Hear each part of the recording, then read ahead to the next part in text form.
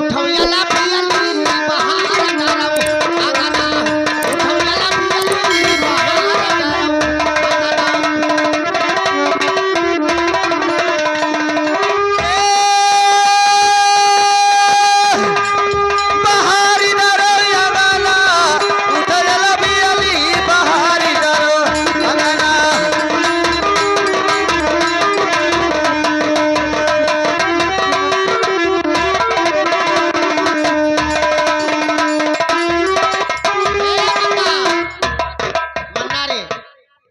भौजी लगा था कि बेचारी आए रहे रतिया के लड़िया पूरी ढकेली सी। अरे भौजी रतिया भर तो मेरे दोनों प्राणी का के हो पहले ये बताओ खसका नहीं पहले है तू बताओ भौजी हमार आए